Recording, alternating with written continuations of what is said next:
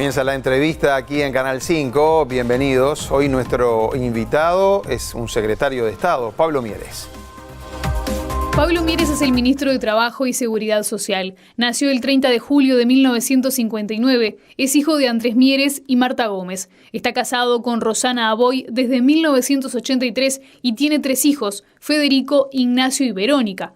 Es doctor en Derecho por la Universidad de la República y obtuvo un grado de Sociología para el Desarrollo en el Instituto CLAE.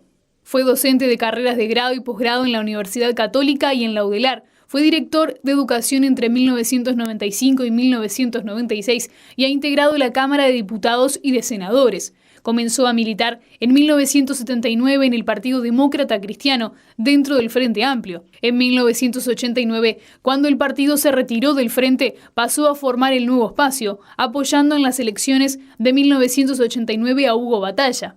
Cuando Batalla decidió volver al Partido Colorado, fue candidato a diputado por el Partido Demócrata Cristiano en el Encuentro Progresista. En 1996 ingresó al Nuevo Espacio y para las elecciones del año 1999 fue candidato a la vicepresidencia de la República. Cuando el Nuevo Espacio se unió al Frente Amplio, Mieres dejó el partido y fundó con otros dirigentes el Partido Independiente, grupo en el que fue candidato a la presidencia en 2004, 2009, 2014 y 2020. Es fanático de Nacional y asistió a la final de la Copa Intercontinental contra Panathinaikos en 1971 y de la Libertadores en 1980 y 1988. En sus años de juventud, solía comer pizza del Tacho con sus amigos en el Bar Tacende, lugar habitual de encuentro, después de asistir al teatro o al cine. Termina, tricolores, Coelho lo termina, sí, lo terminó. Nacional de América.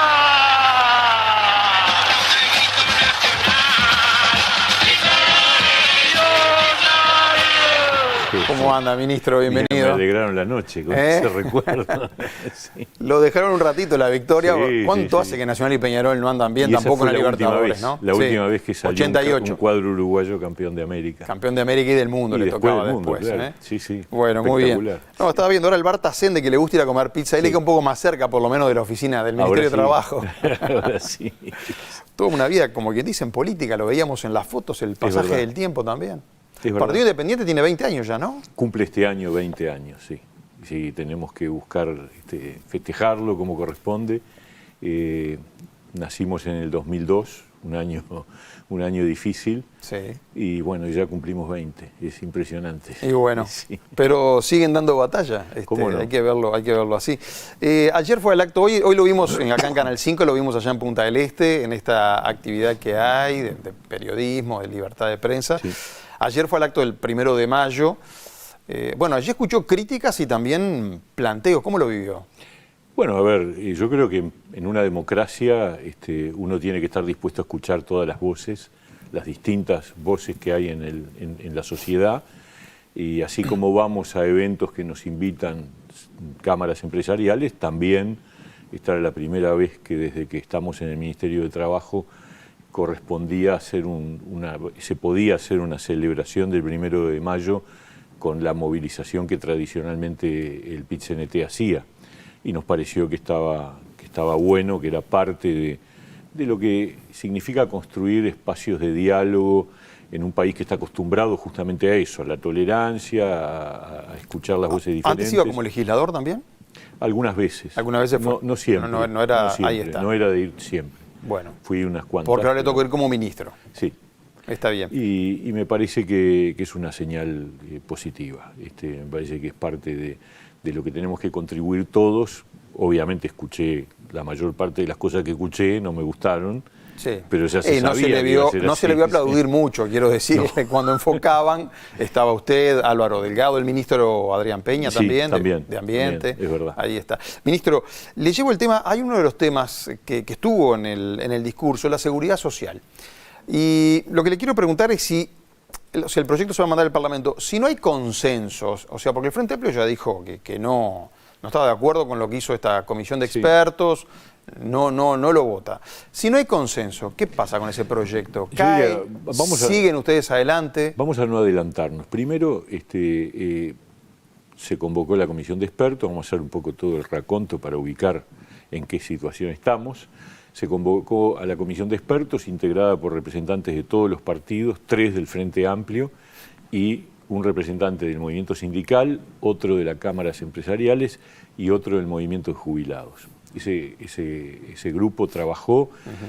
Para los que dicen que hay necesidad de un diálogo social, yo quiero decir, esa comisión de expertos que fue liderada por el doctor Saldain, convocó, recibió a 100 y pico de delegaciones. O sea, 13 meses trabajó esa comisión. Y nunca hubo tanta participación social, porque ahí estaba, por supuesto que estuvo el PIT-CNT, estuvieron las cámaras empresariales, pero también estuvo el comité de barrio de tal lado, todos los que quisieron ser escuchados por la comisión fueron escuchados. O sea que ahí se dio un diálogo. Hubo un diagnóstico, ese diagnóstico ya no contó con el apoyo de los delegados del Frente Amplio, y luego hubo un una serie de recomendaciones que tampoco fue apoyado por el Frente Amplio, ni por el PIT-CNT, ni por el movimiento de jubilados.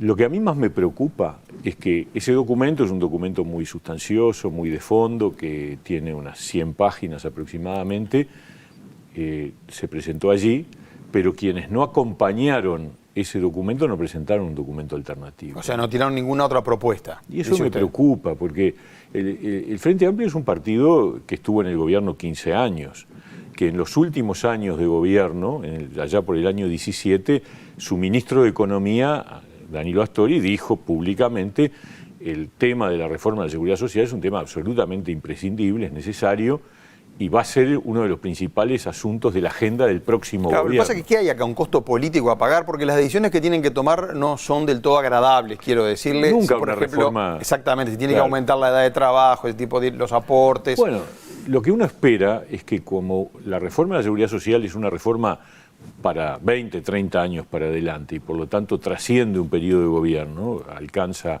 a varios periodos de gobierno, lo deseable es que se construya en base a un acuerdo de todos. Pero que usted, ¿qué entiende? ¿Que el Frente Amplio no quiere pagar ningún costo político apoyando una reforma? Yo lo que digo es, por lo menos presenten una alternativa, presenten cuál es la propuesta de reforma que el Frente Amplio haría si fuera hoy gobierno.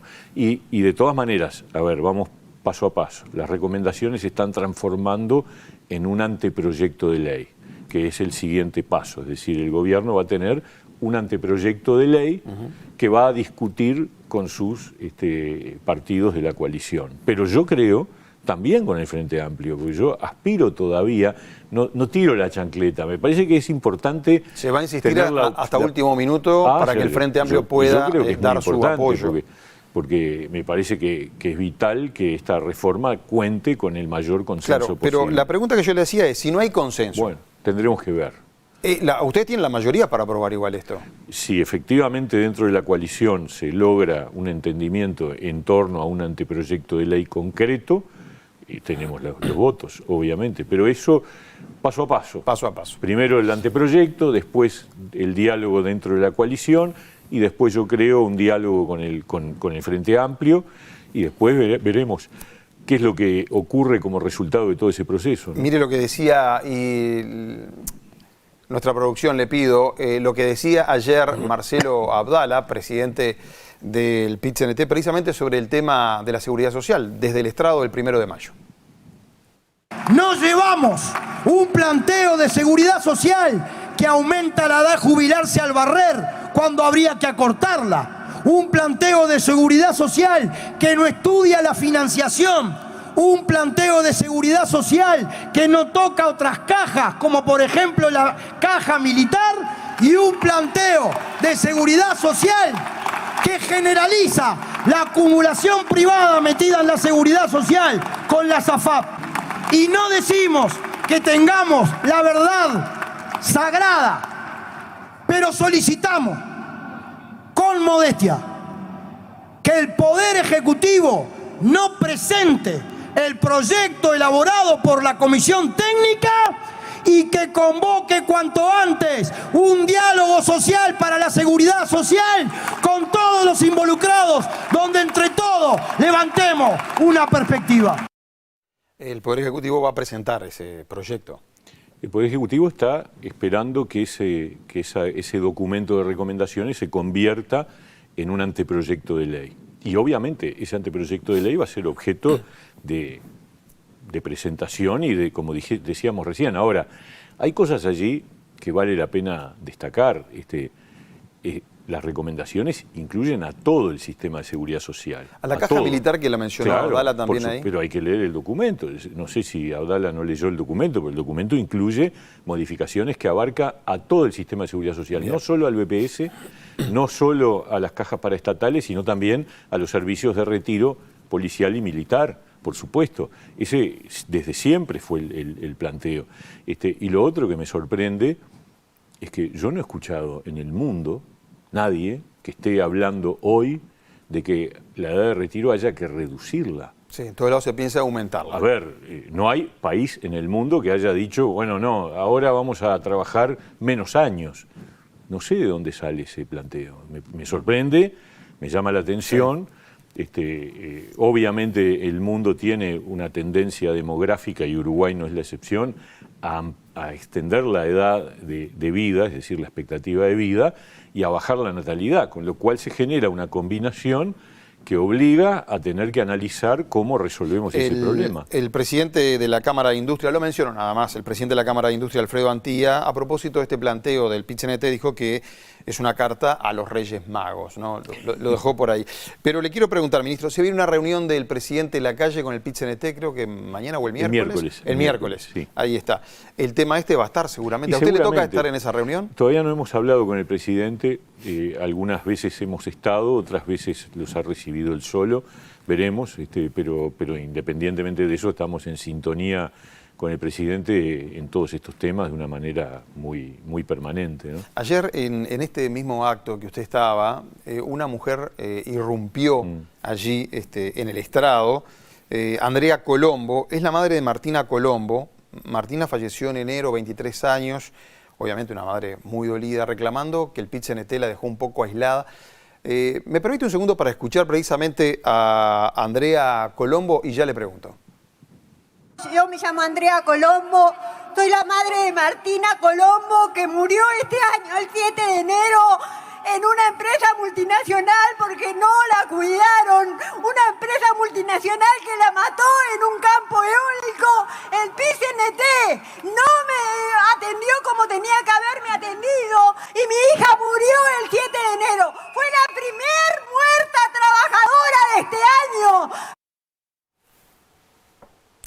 El dolor de una madre transmitiendo allí en ese lugar lo que le había pasado a su hija. Hoy dábamos en informativo, el Ministerio de Trabajo va a investigar esto en particular. Es muy duro lo que todos vimos ayer, inesperado además, rompiendo todo lo que de alguna manera era la secuencia del acto. Nosotros nos sorprendimos. La inspección no recibió ninguna denuncia referida a este evento. La inspección de trabajo. La inspección de trabajo. Y obviamente desde ayer mismo ya definimos con el inspector de trabajo tomar iniciativa, conectarnos con la empresa en donde esta muchacha trabajaba para conocer exactamente, tener un informe de cuáles fueron los pasos que se dieron en relación a esa situación. Fue un accidente de tránsito lo que ocurrió allí, hay que ver si se enmarca dentro de lo que es un accidente de trabajo. Lo que pasa es que ese accidente de tránsito ocurrió estando ella en horario de trabajo, entonces el accidente pasa a ser un accidente laboral, lo cual no quiere decir que haya habido responsabilidad, eso es otro tema, y de hecho la policía intervino, es lo que por ahora sabemos.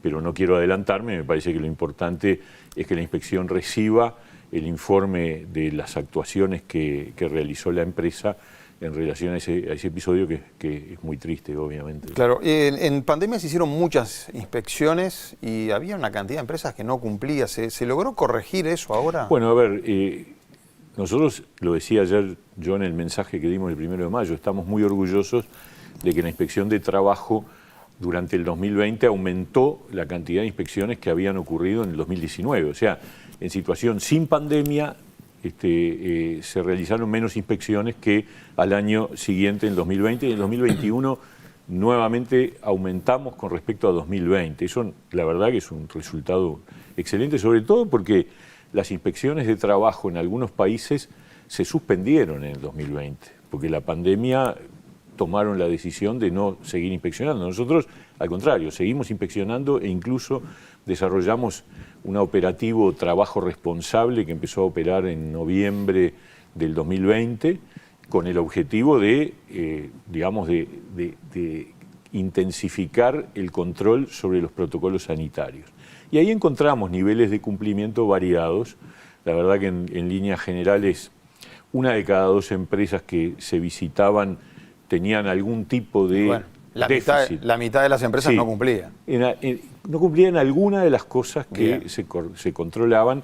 Lo que sí también hay que decir es que cuando se hacía la segunda visita, más del 90% había corregido el déficit que se había detectado, ¿no? En la empresa esta del parque eólico de Salta, donde ocurrió este accidente, ¿hay gremio? ¿Hay un gremio formado allí? No tiene ese dato. No, bien. no lo sé. No, porque estuvo eso, Abdala ayer desde el estrado marcaba que donde hay gremio hay otros controles y otra... La verdad que no lo tengo claro, no conozco, estoy esperando que la inspección pueda tener un informe acabado de la situación. ¿Cuánto demora más o menos? No, esto tiene que ser en esta semana seguro. En ¿no? días, entonces. Sí, bien. Claro. Bueno, ministro, hay un proyecto en el Parlamento, trabajaron, la gente de Cabildo Abierto lo presentó, que propone prisión domiciliaria a los presos, prisión domiciliaria a los presos que tengan más de 65 años, ¿no?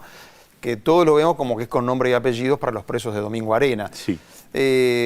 ¿Usted y el Partido Independiente ya tienen allí opinión? El Partido Independiente tiene opinión y es una opinión contraria. Nosotros no vamos a acompañar ese proyecto. Nos parece que, como tú bien decís, tiene nombre y apellido. Es una señal que no creo que sea bueno darla de parte del Estado, del gobierno. Nos parece que acá hay situaciones que están en deuda, que tienen que ver con la verdad, que tienen que ver con el conocimiento de lo ocurrido durante la dictadura y que lamentablemente no se ha saldado. Esta es una posición histórica. Así que el voto del Partido Independiente no está para este proyecto en el Parlamento. No va a estar. Bien. Le voy cambiando de tema, le vuelvo al 1 de mayo, ayer, porque se dejó en el mensaje de la... Usted estaba ahí, o sea, estaba en la primera fila. Se dejó la idea de que el gobierno no prioriza a los más vulnerables, digamos. Después usted habló en conferencia de prensa, marcando su punto de vista, pero en la rendición de cuentas, ¿puede haber, por ejemplo, pueden salir recursos para reforzar las tarjetas del MIDES, asignaciones familiares? Se está trabajando. A ver, cuando se hizo el anuncio de las medidas que tomábamos con respecto a salarios y jubilaciones, el presidente dijo que por otro lado, el Ministerio de Economía estaba trabajando con el Ministerio de Desarrollo Social para otras medidas, porque las medidas que nosotros anunciamos el 18 de abril son referidas a los trabajadores formales, públicos, que ahí el gobierno toma la decisión de adelantar el aumento de ese 2% a julio de este año, los jubilados y pensionistas 3% a julio de este año, y la sugerencia activa de parte del gobierno de que en aquellos acuerdos privados que se hayan tomado en virtud de la 9ª ronda de Consejo de Salarios, que recién prevén un ajuste por inflación para junio del año que viene, se adelanten a este año. Ahora, existe todo un conjunto de personas que no son trabajadores formales, que son trabajadores informales o que viven de subsidios del Estado vinculados al Ministerio de Desarrollo Social, que no están abarcados por esta situación y que sin embargo también están viviendo este incremento de los precios, es decir, la situación inflacionaria. Por lo tanto, también se está trabajando en iniciativas al respecto y algunas incluso ya se tomaron a partir del 1 de enero, como las que tienen que ver con el apoyo especial a primera infancia, ¿no es verdad? O sea que obviamente el gobierno se hace cargo de los más vulnerables. La verdad que duele escuchar esas cosas. La sensación que uno tenía ayer cuando escuchaba el diagnóstico que se hacía desde el PIT-CNT, particularmente desde el presidente del PIT-CNT, era que el Uruguay vivía en una burbuja, porque en ningún momento se reconoció que todas las cosas que nos pasaron le pasó al planeta entero. Dice, cuando dicen, porque aumentó la pobreza. Porque hubo pandemia, dice usted, o porque ahora se está en una guerra. Pero en el 2020, hubo 110 millones de personas más pobres de las que había en 2019 en el mundo. ¿Y cómo el Uruguay no va a sufrir esa situación? Claro, no, acá lo que se reclama es si el gobierno no pudo haber hecho más. Pero vamos en el a escuchar... 2020 se perdieron cientos de millones de puestos de trabajo. Sí. ¿Cómo el Uruguay no iba a tener una afectación del empleo? Entre el 2020 y 2021, los salarios se redujeron en un 6,5%. Entonces, a ver, yo le debo exigir al PIT-CNT que todos los datos de una realidad que el Uruguay ha superado mucho más rápidamente que otros países, porque el empleo se recuperó más rápido que buena parte de los países de América Latina y que algunos países de Europa y que Estados Unidos y Canadá. Yo tengo el análisis hecho de cuánto era la tasa de desempleo. Claro, lo que pasa es que a los uruguayos siempre nos duele la realidad nuestra. Y bueno, por supuesto, más allá del comparativo, pero vivimos en un mundo que nos ha afectado. Primero una pandemia que hacía 100 años que no existía y después una guerra en Europa que termina impactando en los precios de la energía y de los alimentos. Entonces la inflación es nuestra. La inflación en Estados Unidos tiene la tasa de inflación más alta de los últimos 40 años. Ministro, y ahora con los privados, porque ustedes aumentan el salario de los públicos, aumentaron las jubilaciones 3%, 2%, eso ya lo explicó. Sí. Se viene esta negociación de los privados. Allí los privados están diciendo, bueno, es una sugerencia, pero le están diciendo que den aumento. ¿Cómo es la resolución? Ustedes, si no hay acuerdo, el ministerio dice hay que dar tanto de aumento. No vamos a hacer eso, pues no corresponde, jurídicamente no corresponde. Lo que hacemos es convocar a esas mesas. Convocamos al Consejo Superior Tripartito el otro viernes y allí planteamos la propuesta. El Consejo Superior Tripartito dio vía libre a que se hicieran las convocatorias y por lo tanto esta semana ya se empiezan a reunir las mesas. Está bien, pero en las tripartitas, ministro, cuando no se ponen de acuerdo trabajadores y empresarios, ahí el gobierno dice tanto por ciento. Es el que lauda. Nosotros no ¿Esta vez no va a ser así? Lo que pasa es que, ojo, no es que se establece un aumento, es la cláusula que establece cuándo se ajusta por diferencia de inflación, cuándo se aplica. Adelantar el ajuste. Adelantar el ajuste. Y eso, el monto que significa eso, va a depender de cuánto esté la inflación en el momento que se establezca, que se fija el ajuste por inflación. Entonces, si no hay acuerdo entre trabajadores y empresarios, el gobierno no se mete. No. Si no hay acuerdo, no hay acuerdo. Nosotros tenemos respeto por los acuerdos que se firmaron. Se firmaron el año pasado. Entonces lo que hacemos es decir, miren muchachos, acá hay una situación superviniente que no estaba el año pasado, que es este incremento de la inflación que lleva a que se considere esta cláusula. Bueno, esperemos a ver qué dicen las partes. Me queda una cantidad de preguntas políticas, pero quiero escuchar nuevamente, usted lo escuchó como le decía en primera fila, a Marcelo Abdala, hablando precisamente de economía. El resumen, ¿qué dice el presidente del PIT-CNT? Bueno, ahora que está mejorando la economía, ¿por qué no mejoran un poco más los salarios que vienen con retraso? Si nosotros miramos el crecimiento del Producto Bruto Interno, la rebaja salarial, la rebaja de las pasividades de un monto absolutamente similar a la rebaja del salario, porque sabemos que las jubilaciones ajustan en función del índice medio de salario, la suba de los precios, el primer año hasta mayo del 2021 veníamos teniendo unos precios de un 6.6% aproximadamente de IPC anual. A marzo de este año ya están en un 9.4%. Es decir, un aumento, además de esta inflación general de los precios de la alimentación, de alrededor de un 23% de los precios alimentarios en los últimos 2 años. Y aquí es donde está la crítica de fondo a las políticas públicas. En medio de esta situación, cuando se requiere un presupuesto nacional y un Estado contracíclico, tenemos la prioridad de abatir el déficit fiscal en vez de generar la inversión necesaria y el Estado necesario para tirarle una mano a los sectores más empobrecidos. Otro camino, ¿no? No abatir tanto el déficit fiscal y poner la plata para el otro lado. Lo primero que me surge decir es que la octava ronda que estableció un periodo puente del que derivó la pérdida del salario de los privados, la firmamos los 3. O sea, el PIT-CNT estuvo de acuerdo con una rebaja salarial. Dejó una constancia de que tenía algunas diferencias, pero firmó el acta. Firmó el acta que establecía cómo iba a ser el periodo puente. La firmaron las cámaras empresariales y la firmó el PIT-CNT. Estoy hablando de la de 2020, que deriva en una pérdida al final del periodo puente de 4.2%. Nosotros dijimos, esta pérdida la vamos a ir recuperando en la medida que la economía vaya creciendo. En los 5 años de gobierno. La economía gobierno empezó a crecer en la segunda mitad de 2021, es decir, anteayer. Y obviamente la pauta de la novena ronda incorporó un componente de recuperación que al finalizar la novena ronda va a significar alrededor de un 40% de la recuperación. Pero hay sectores que pactaron la recuperación completa ya en esta ronda. O sea, no es todo lo mismo. Hay trabajadores que no han perdido poder adquisitivo y eso no se dice, pero es la realidad. Hay trabajadores que acordaron mantener su poder adquisitivo por las razones que sean, porque son de sectores que están mejor, por lo que sea. ¿Qué sector me está marcando? Y por ejemplo la construcción acordó a 3 años, Bien. tiene un convenio vigente hasta el año que viene, que implica que no hay pérdida, y lo mismo acordó la banca privada, y lo mismo acordó la salud, y muchos de los sectores que entraron en la novena ronda acordaron una recuperación más rápida. Pero también decimos nosotros, la mayoría no, la mayoría en la novena ronda van a quedar con una recuperación, pongamos, por la mitad.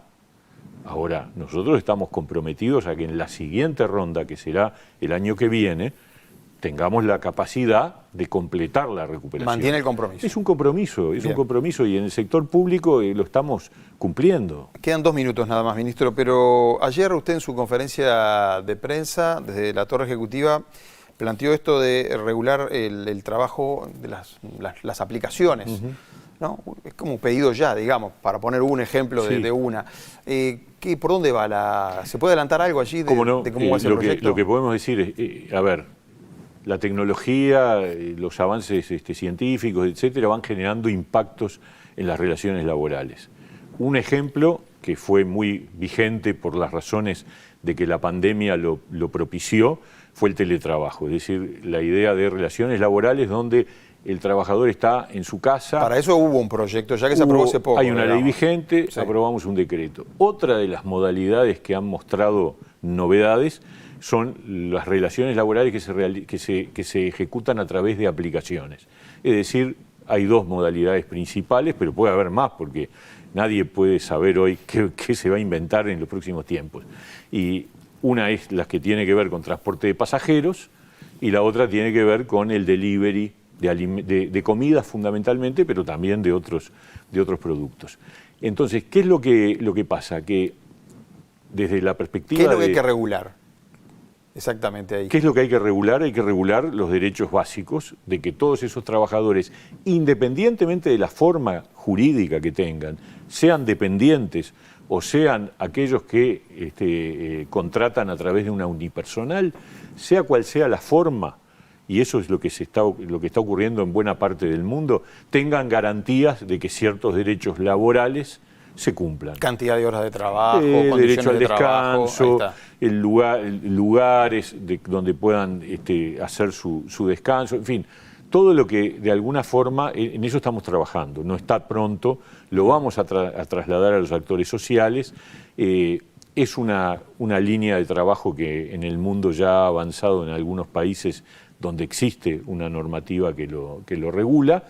Y obviamente nosotros queremos avanzar en ese sentido. No han detectado, me surge ahora la idea porque lo he hablado con otra gente, y aprovecho que está el ministro de Trabajo, no han detectado en el transporte, en los camioneros, en los que manejan ómnibus que llevan gente de departamento a departamento, a veces uno ve que manejan demasiadas horas esos conductores. Eso está exactamente, o sea, está regulado, pero ¿se controla eso bien? En el sector de transporte de pasajeros no ha habido mayores problemas, donde sí hay un reclamo fuerte del sindicato de transporte de carga. Y ese es un tema que hemos hablado con el Ministerio de Transporte y ciertamente hay una convicción, una idea de llegar a un sistema de control de las horas de trabajo que asegure que lo que se establece en el contrato de trabajo se cumpla. ¿Y el Ministerio puede controlar eso? Porque había un mecanismo del Ministerio de Transporte, había un sistema de control. Nunca se llegó a aplicar, estaba en proceso el SISTRAC, Sí. Eso fue sustituido, pero o mejor dicho, fue dejado de lado, pero hay que avanzar en un sistema alternativo de control geoespacial. Es fácil esto hoy en día. La verdad, hoy tenemos un desafío. El otro día, hablando del teletrabajo, decíamos, bueno, pero en realidad el derecho a la conexión deberíamos, sin invadir la privacidad, deberíamos poder monitorearlo, la inspección de trabajo, sin necesidad de ir a visitar el hogar del trabajador, ¿no? Claro. Ahora sí, la última, y una respuesta súper breve, porque se nos terminó el tiempo, básicamente, del funcionamiento de la coalición de gobierno. ¿Está conforme usted? ¿Es una alianza? ¿No necesitaría una estructura, por ejemplo, para que ustedes se reúnan a tomar decisiones? Ahora siempre es un mano a mano con el presidente, ¿no? Hay una coordinación entre... Con Álvaro Delgado. Con Álvaro Delgado y las bancadas parlamentarias. Yo creo que estamos funcionando. A ver, hemos enfrentado muchas pruebas a esta altura, ¿no? Y la coalición vive y lucha. Esa es la realidad. Es decir, presentamos la ley de urgente consideración, se votó la ley de urgente consideración, se votó la ley de presupuesto, se votó la ley de rendición de cuentas, encaramos una campaña electoral por el referéndum contra los artículos de la ley de urgente consideración. Yo creo que la prueba... No hay que hacerle cambio, dice usted, entonces el funcionamiento está bien. La coalición es heterogénea, tenemos diferencias. Recién tú me preguntabas por un proyecto de otro de los partidos de la coalición que nosotros no acompañamos, y eso va a pasar, porque lo que une es el compromiso por el país, pero ahí hay una definición muy clara y va a seguir estando, de llevar adelante un proyecto de gobierno que está funcionando y que tiene resultados que la gente está valorando, ¿no? Ministro, gracias por haber venido. Un gusto, encantado. Amigos, ha sido un gusto para nosotros recibir obviamente al secretario de Estado, a Pablo Mieres, ministro de Trabajo y Seguridad Social, y es un gusto enorme también para nosotros que ustedes siempre nos estén acompañando. Buenas noches, gracias.